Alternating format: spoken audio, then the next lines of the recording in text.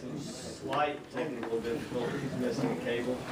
I'm a little old-fashioned, so I might not be suited well for this meeting, but fortunately we have somebody a little more technologically oriented to help guide us through maybe our marketing efforts. I know that I suffer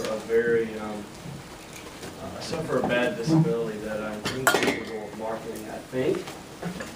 But based on what I've seen from Kelly and talking to her, I think that she can help us overcome the difficulties. Kelly comes from Intermark Group, which is a couple blocks away, fortunately. Otherwise, we wouldn't have the projector working.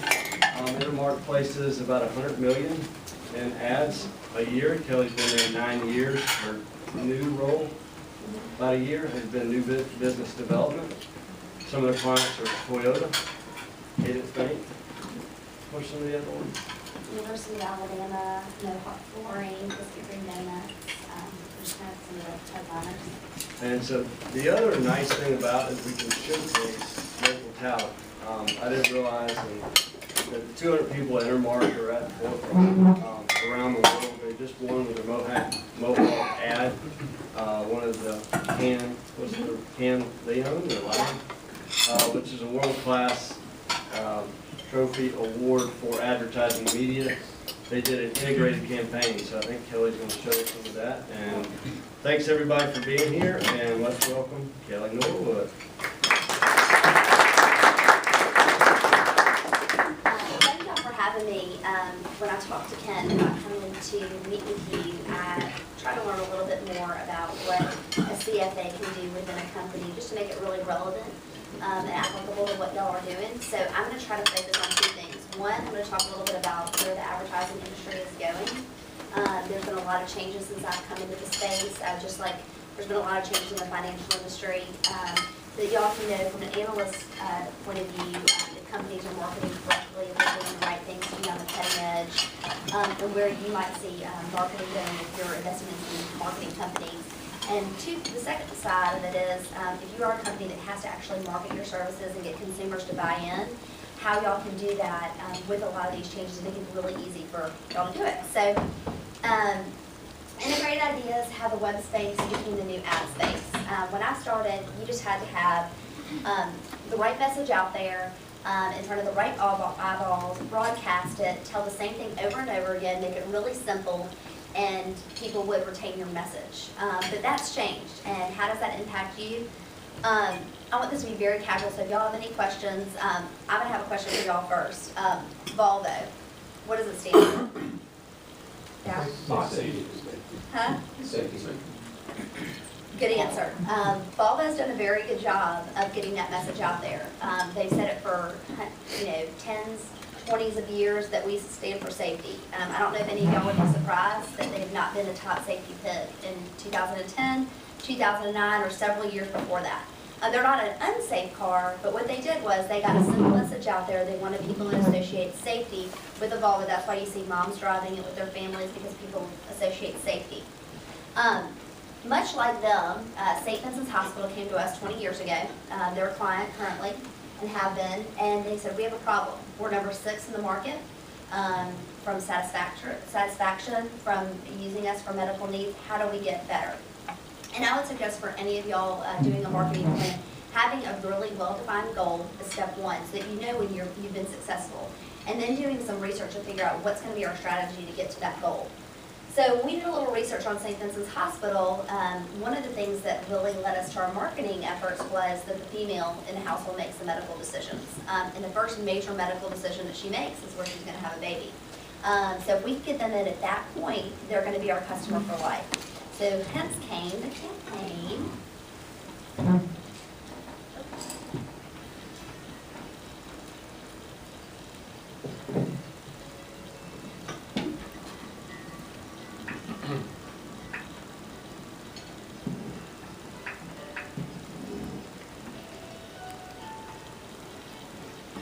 That's my little girl. Just a little shout out. Feel like free talent. Yeah.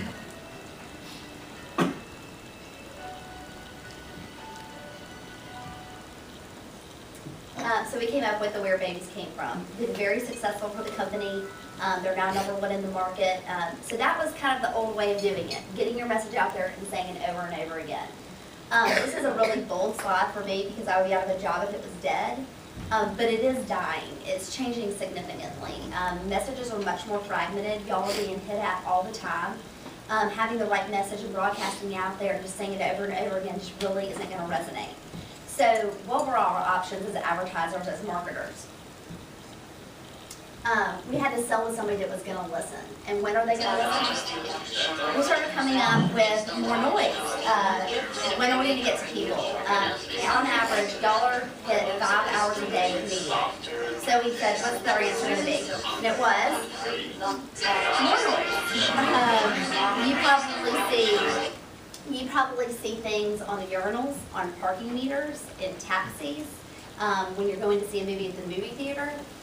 We're trying to be really innovative about where we hit you with our marketing message, but it's all the time. And it's not just marketing, it's solicitations. It's who are you going to have as your cable provider? Who is going to be your yard man? You're hit all the time. So what's the solution? Like, how can you stand out as a marketer? And the solution is the currency of the future. About 20 years ago, 90% of Fortune 500 companies dug something, oil or coal. The marketing of the future, 50% of companies only actually do something. People are now selling ideas, selling the people. Look at Google, only 2% of their assets are hard assets. Everything else is the people and the ideas. So you've really got to market yourself to people that they'll really buy in. So how are they going to buy in? You're going to have to hit them instead of with a big hammer with sharper nails. Talking to people with what they want to talk about. For example, if you're talking to, you can't just mass market that we're here for you. Why are you here for somebody that's 60? You're not going to be talking about investing in a 401k, how to budget, how to save for the future, starting early. They don't want to hear that. You have to talk to them what they want to talk about. You want to talk to them about retirement, planning for the future. So you want to make it personal. You're not talking to people, you're talking to a person. This is really important. And just to back this up, I want to share some stats with some of the analysts in here. #1 online destination is Facebook. But more importantly than that, people are actually spending a ton of time there. If you added up all the top websites, ESPN, AL.com, AOL.com, Fox News, they would never equal how much time is being spent on Facebook. But you're saying, well, okay, so all the fish are there, but not my fish. Well, look at some of these stats. Over 103 million users in the United States are on Facebook. That's 1 in 3 Americans. It's a lot of people. The fastest growing demographic is 35 to 54. And look at the ages on the averages. The average Facebook user is 38, the average LinkedIn user is 44, and the average Twitter user is 39. So this is who you're talking to. These are your consumers.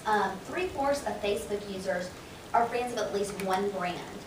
Can you leverage that? Can you get people out there talking about your story, the advocates really saying, I really want to work with Cook Rhino, I really want to work with Regions. Even if it's just the institution, maybe not the person. On average, people have 170 friends. So if you can get them to engage with you, you can increase your reach by 170% every time you get that person to engage. And for some of the smaller shops here, that's free. That's no cost, but you've got to do it well, and you've got to have a strategy behind it. So how do we create that meaningful relationship? You got to figure out what your cornerstone is, and you've got to make it meaningful. You can't just kind of be out there not being really consistent about what you're saying, being all over the place. I'm going to do humor, I'm going to give information, I'm going to give data. You got to really have a direction and increase participation. So how's the model changed? For us as advertisers, we used to say, okay, we're Regions, we stand for trust, we stand for being with you when we go and get stuff, and the consumer consume that advertising. Now, that advertising goes out there, but it's consumed in all different kinds of channels. It's me emailing you an article, it's me talking to a friend, I might consume it through a YouTube stream. It's consumed all the time, and it's very different.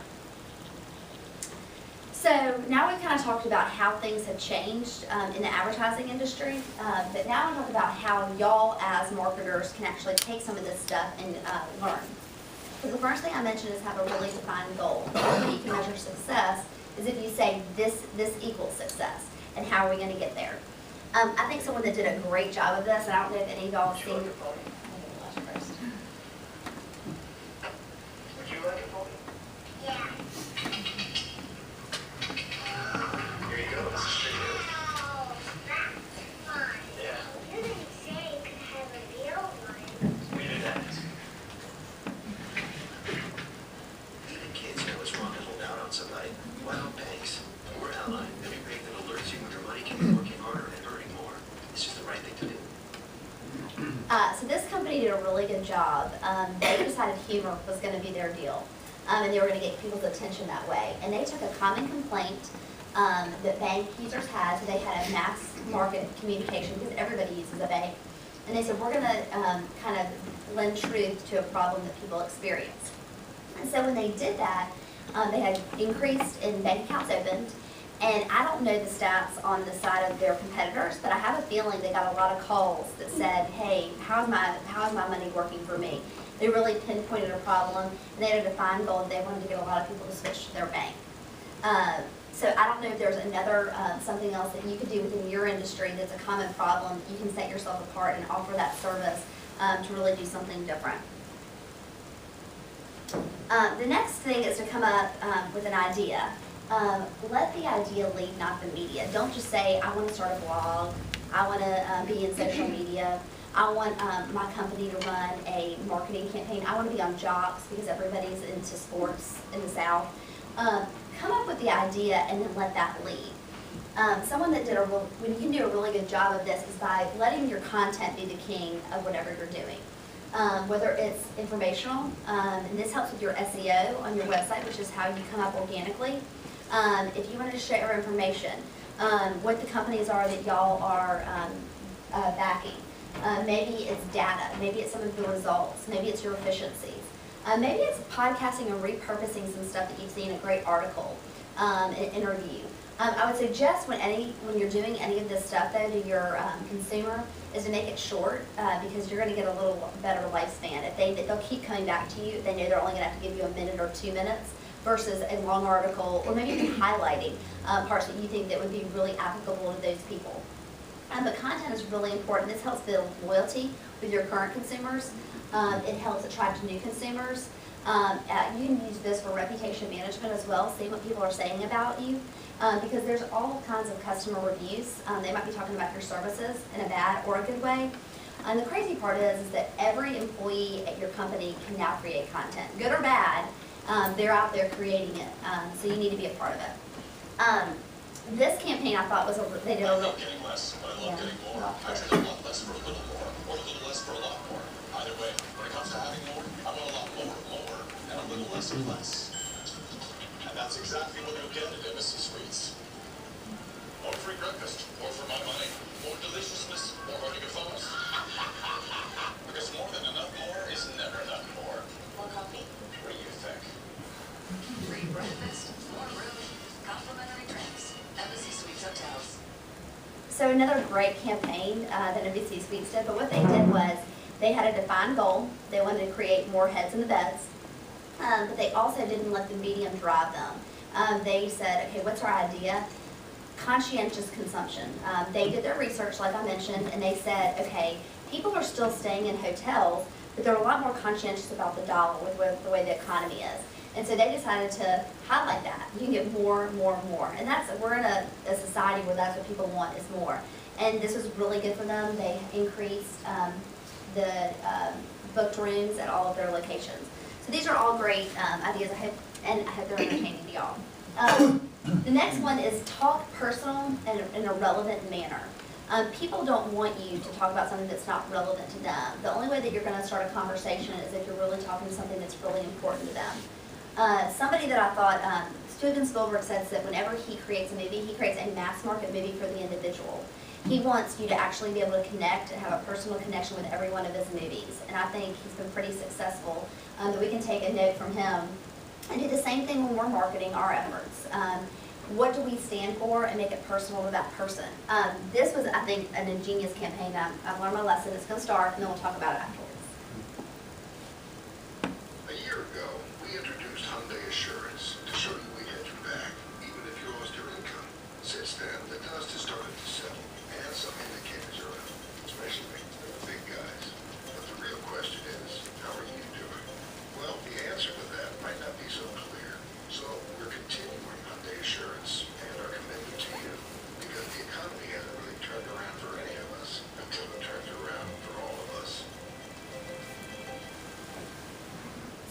this was ingenious. The timing of it, the economy was down.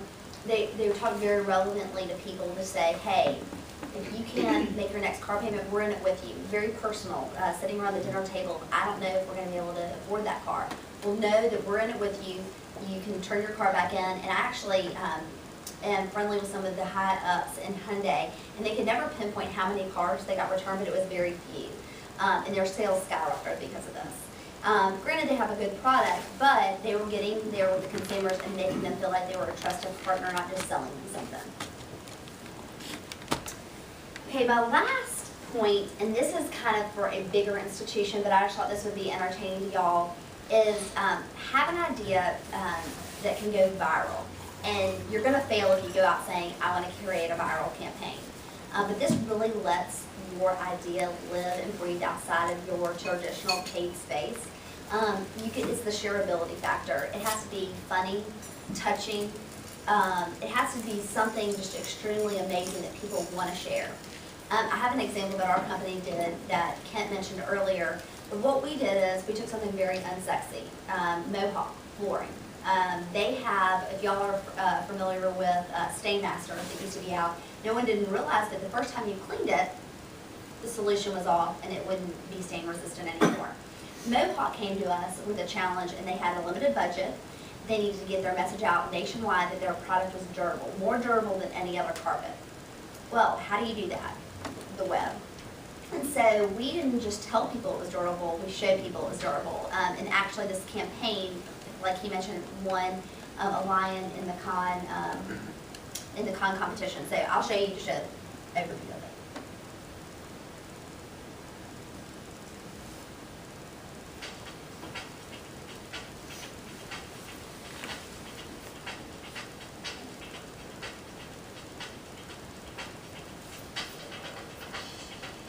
Sorry, I said right.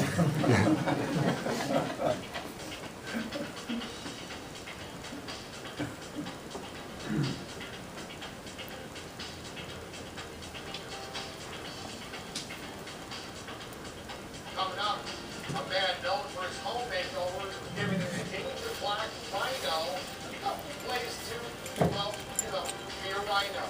Stick around, we'll be right. We're going to talk to Chip Wade and Sean Green. Chip, you're with HGTV. Sean, you're there with the Dallas Zoo. What are you two up to today? What better way to test the resiliency of sport strand carpet? Written under the feet of the biggest, smelliest, and messiest animals around. That's all goodness.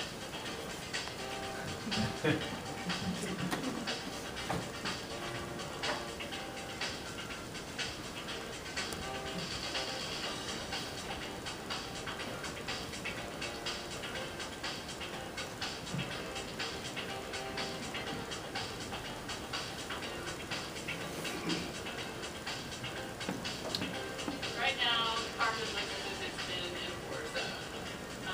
He's pretty much destroyed it as much as he could with his normal body functions. Now the true test begins. Time to clean the carpet. I have to admit, it looks like new.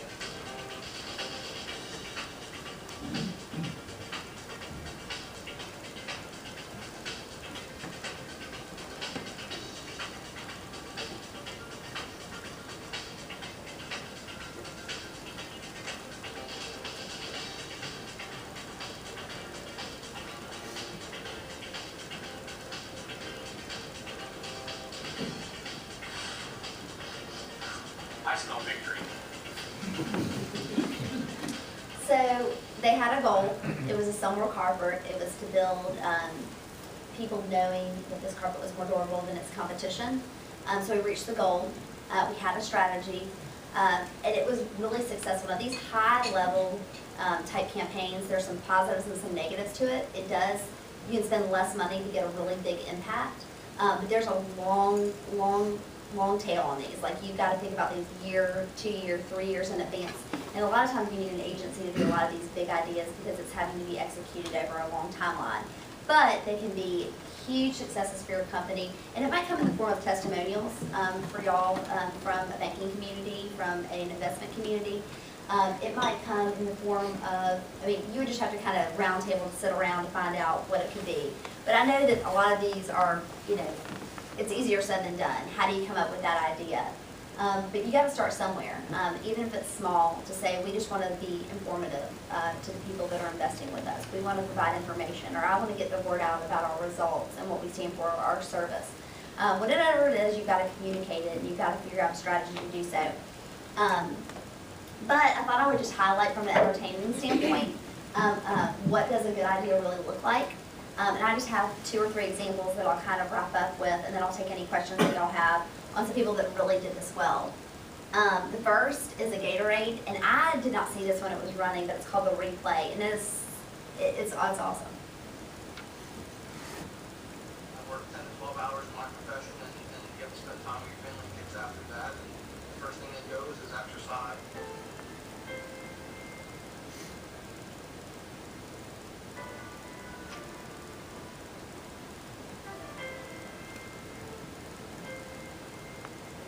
I love the story. It's about a score that hasn't been settled in 15 years. All from Buffy. Following the 87th meeting between the State Miners of Phillipsburg and the Red Rovers of Easton. 27-yard field goal attempt. Blocked. The whistle has blown. This one is good. A sister answer. Time might be worse than a loss. I think we have a score to settle. Gatorade has chosen to team up with the towns of Phillipsburg, New Jersey, and Easton. We're inviting the guys from the 93 team to strap on the helmet and shoulder pads and replay that game to determine the true champion once and for all. Finally tonight, old high school football rivals. With the same guys who played 16 years ago? This is one of the best moments. It will be the best moment in my life, other than when my daughter was born. Once you're an athlete, you're always an athlete. The original head coaches were invited back. The original cheerleaders and the original band members are going to be here. The returning players underwent a rigorous 2-month training regimen created by Gatorade Sports Science Institute. I lost 57 pounds for this process. Wow. Throughout the 8 weeks, the documentary content was cut into episodes and posted online, allowing the nation to follow their journey. I said to Coach, we kind of come out and sweat and warm up, and he said, no, we go full pads every day. And I'm like, Coach, we're very easy. Come on.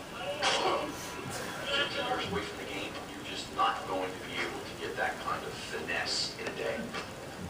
Your eyes are certainly showing concussion. A lot of people out there saying you can't do it. Let's put them all on. 1, 2, 3.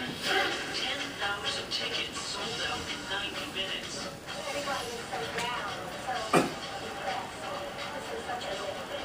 Gatorade athletes Peyton and Eli Mann joined as assistant coaches. The field temperature right now is at 100 degrees. In the most oppressive of conditions, there were no major injuries, no heat substrate, and no broken bones. Talk about the ultimate product demonstration. 160 million media impressions followed, including being named one of CNN's top stories of 2009 in a 6-page feature in Men's Health. Nearly every major movie studio has shown interest in creating a feature film.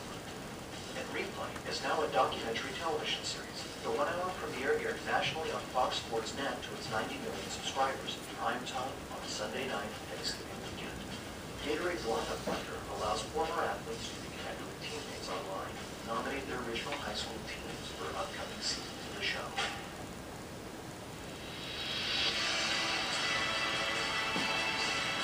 They look at your age, and you said you can't do it. They didn't look at your heart. They got to look inside you. It's extra. And play the damn game. No matter how old you are, 80, blind, crippled, or crazy, you're always an athlete.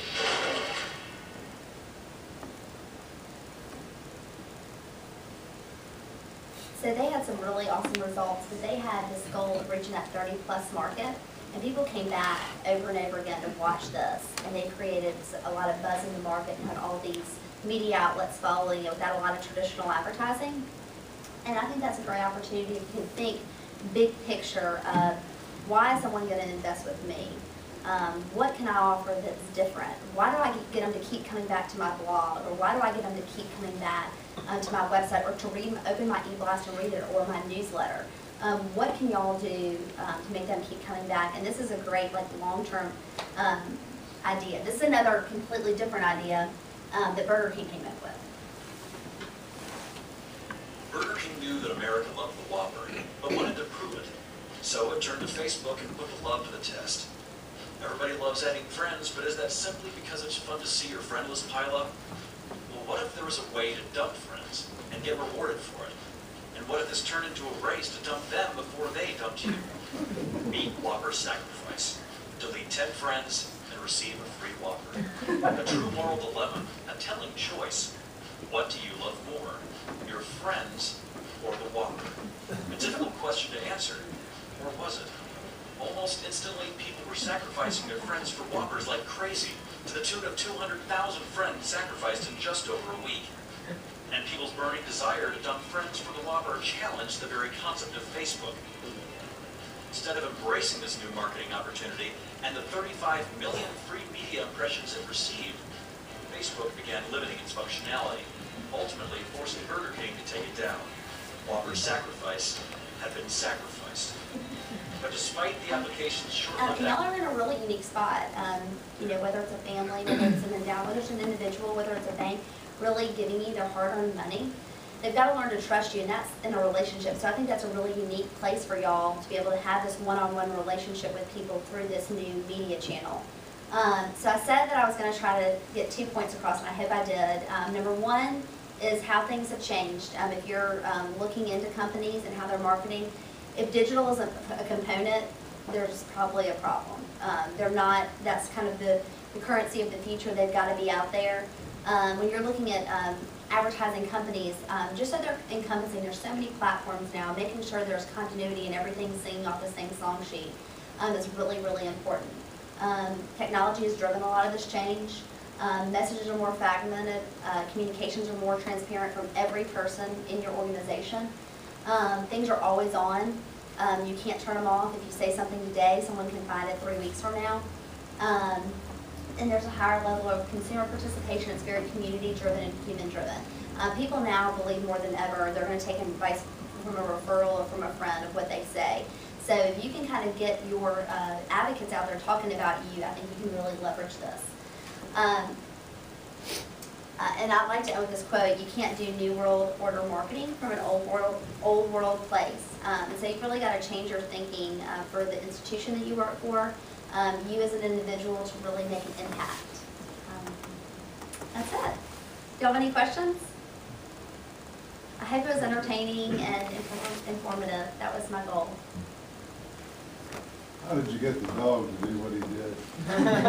Is that not horrible? Every time I see it, it makes me cringe. But like I said at the beginning, it's all about having a goal and being able to measure it. And they were able to measure that goal. They saw their sales go up. So whatever y'all do as an organization, as an institution, or even looking at other companies, asking them what their goals are and say, well, how are you getting there? Is really important. What trends are you seeing in financial services advertising? We're seeing a lot more. They're kind of trying to break out of the mold of being kind of stodgy and kind of being more relationship oriented, whether it's the heartstrings that you can pull or humor, to really get people to make a change. So you saw Ally Bank doing kind of the funny thing. Then you have people like saving and they have their daughter going off to college. So we're seeing a lot more of that and a lot less of we're going to sponsor the golf tournament and just have our logo out there. Really making the sponsorships and things work more for them. Okay, we'll have our logo out there, but we also want to be able to have X, Y, and Z happening that's more interactive and more engaging to a consumer than just having a logo. Yes? A number of the things that you featured are from larger companies that obviously have big advertising budgets. How do smaller budgeted organizations do those kind of things? Yeah. I think it starts out small. Talking to an agency, because sometimes you think, we just had a meeting, I won't disclose, and they said, well, we thought we were too small for y'all. We're about a 200-person agency, and they weren't. And really trying to uncover, again, the goal and saying, okay, this is how much money we have to spend on this, and being really creative with it. Because a company like Mohawk has millions of dollars, but they didn't have millions of dollars to spend on this one effort. And so they gave us $500,000, and we came in at about $330,000 on that promotion. But like the Burger King deal, the defriending, that was just probably a lot of time was put into coming up with the concept. But the actual execution really wasn't that expensive. And a lot of things that you can do digitally. There's a lot of things going on with, I don't know how familiar you are with like behavioral targeting, where like you're on the web and let's say, Frank, you were looking at a flat screen TV, and then you later on you're on ESPN.com and you see a flat screen TV, $100 on a flat screen TV. You're like, so weird. I was just looking at flat screen TVs. How is this happening? There's a lot more going on digitally, and it's really cost effective for smaller companies because you're really narrowcasting versus broadcasting. You're talking to a hand raiser that said, hey, I'm actually interested in a TV, versus just mass communicating. Because a lot of companies, especially smaller companies, can't do the mass communication. But that's why some of these viral ideas can be really good for smaller companies. I'm going to give a crude example, but it's one of the first things that went viral that y'all probably remember, but it was a really small beeper company in California. And this is before, this was shared through email. There was no YouTube or anything like this. And it was the guy getting in the car, and he picks up his date. She's all excited, and he puts her in the car, and then he's walking around, and she passes gas very loud.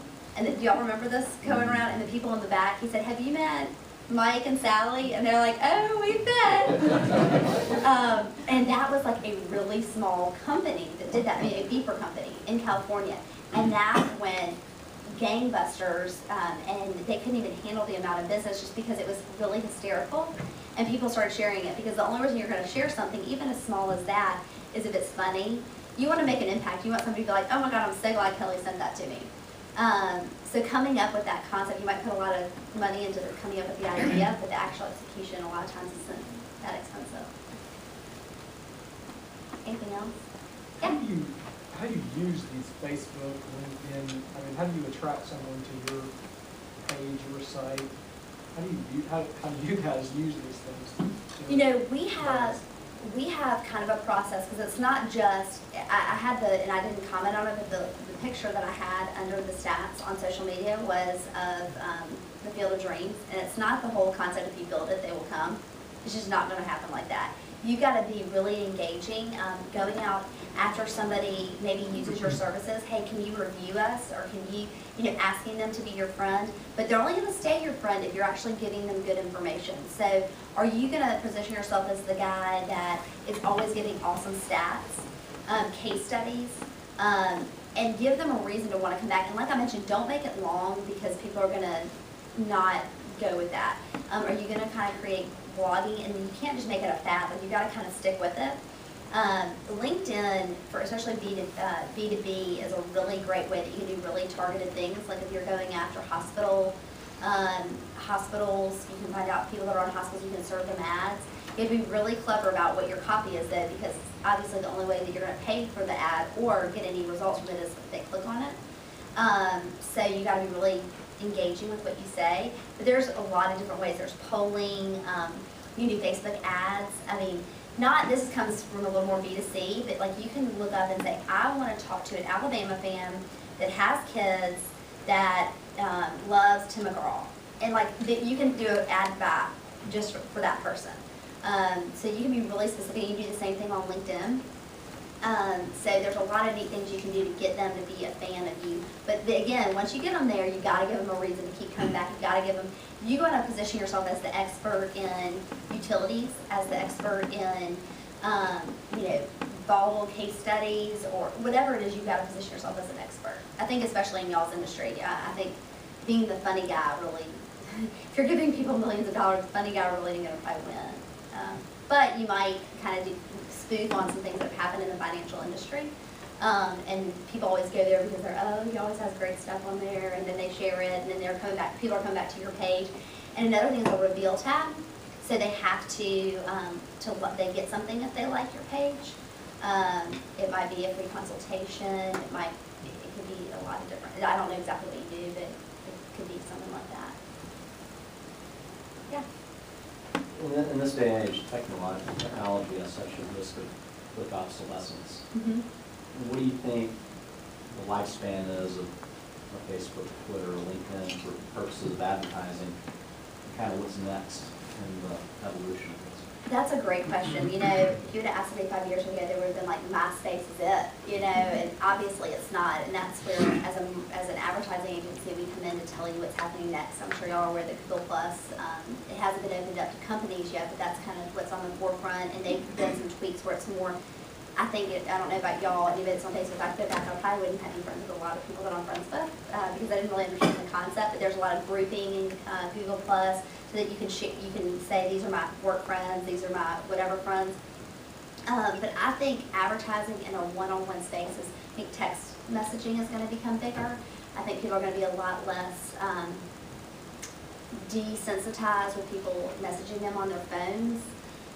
But I think the web and what's happening is going to continue to go that way. I think you're going to continue to be marketed to. I think eventually, though, if you do like a search on Google, I think it's going to marry social and search finds. So like if you said you and your wife were going to New York and you said, restaurants in New York, and say, Kelly Norwood likes this, Dow likes this, Kent Russell likes this, in the left sidebar, and I think in the middle it will say the actual results, which will be kind of crazy. But I think that's where it's going to go. It's going to marry social and traditional search on the web.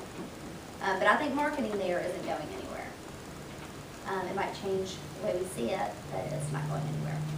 Right now, I was just talking to a building company here. They want to do a lot of interactive stuff, like fan rides, like people talking and moving, and there's like a lot of weight limits on what you can do on most pages. I think that'll be fixed, so you'll see some really cool stuff jumping out at you, and that's what I think it's going. Anything else? Well, I appreciate y'all's time. I hope y'all learned something and were entertained.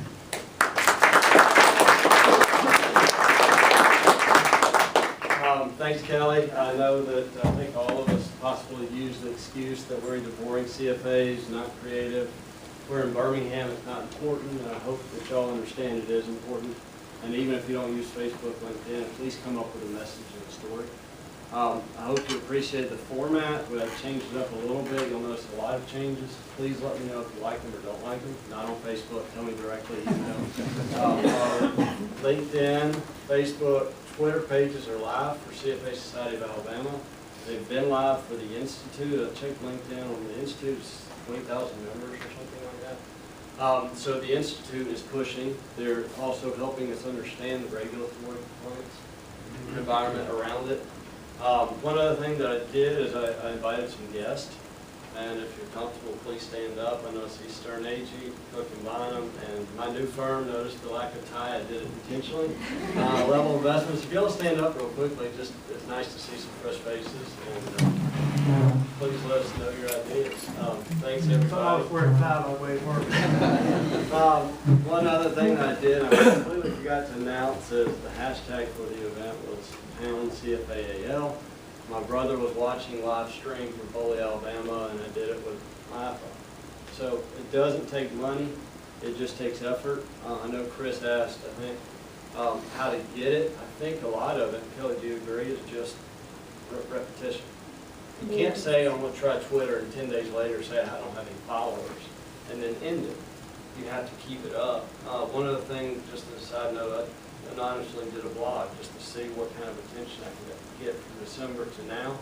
And when I do a post, I get 400 to 600 page views a day from places like India, Australia. I don't do it anymore, just compliance, but it's just interesting that if you have an idea, there's an audience, and they're looking for a message, and try to target them. But thanks everybody for coming. Thank you very much, Kelly, for switching it up a little bit and entertaining us more than lecturing. Thanks everybody. See y'all. Oh, no, February 29th, Jim Rogers at Barber for the forecasting. So we're really excited about that. A senior editor from Barron's is going to moderate it, so we're going to raise our profile a little bit.